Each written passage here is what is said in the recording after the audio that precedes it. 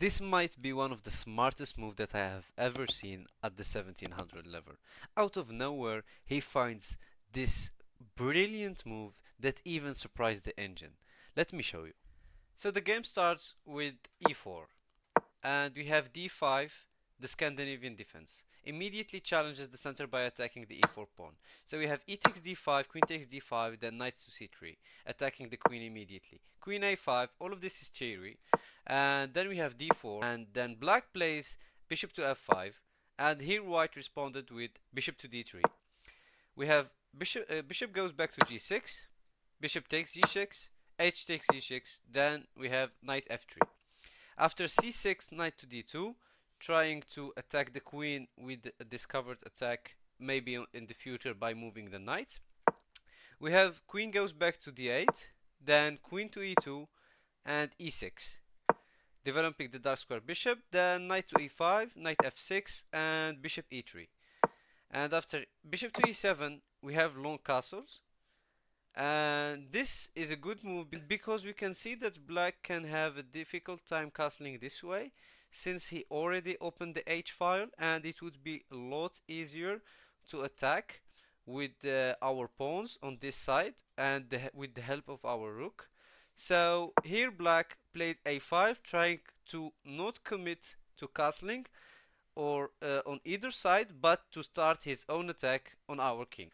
So we played a4, sorry, white played a4, then knight to d5 and knight takes d5, e takes d5, and here white played queen to f3, attacking this weak pawn with the help of the knight and threatening checkmate in one. So black castled, and we already know that this could be very dangerous for black because of the open file. So white started the attack with g3. It wasn't the best move, but it's not a blunder. He could have gone h4 and it would have been a lot stronger. And after b5 we got a takes b5. This is a miss because he needs to play h4 now immediately. And we got c takes b5, and here he finds the best move, playing h4.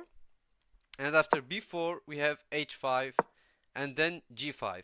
This is an excellent move, not committing to taking and allowing his rook to come, but black is losing, make no mistake, after the move h6, which is a great move. Now we are forcing black to make a decision: either take and open the fire for our rook, or either advance the pawn and weaken the dark squares around the king.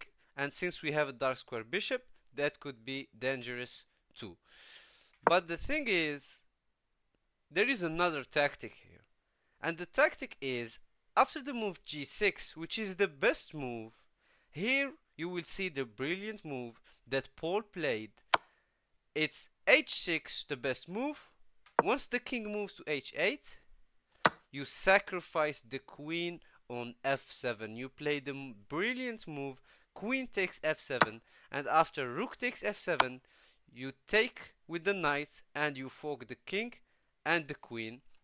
After the king's move, you pick up the queen and you are just up material. And this pawn is one move away to queen.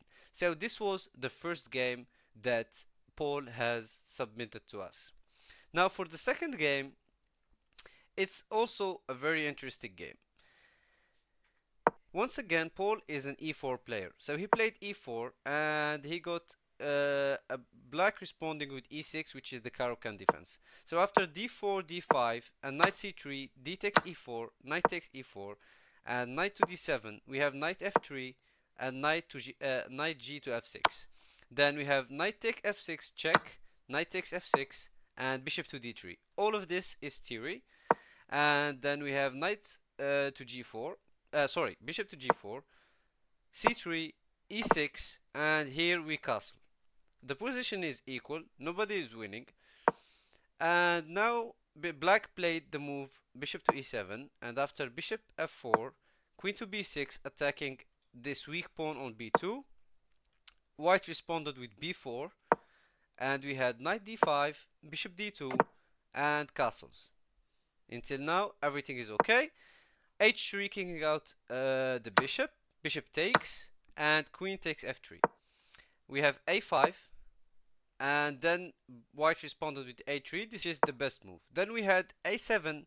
Maybe here black tried to double the rooks on the a file.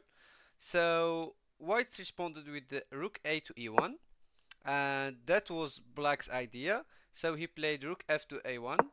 Then we had queen to h5, and after g6, queen goes back to g4, a takes b4, a takes b4, and rook to a2. Then bishop to h6, and we had here the mistake of knight takes c3. And so Paul here sacrificed the rook with rook takes e6. It shows that it's a miss, but the idea was that if pawn takes f6, pawn takes e6, there is mate in 4 after queen takes e6.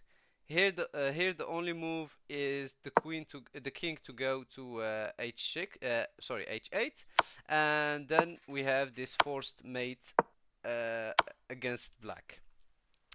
But what happened in the game is that black didn't take and just went back with the knight, and Paul sacrificed again the rook, and here black took with h take g6, and we had the brilliant move bishop takes g6, and after f takes g6 it's just checkmate in 2.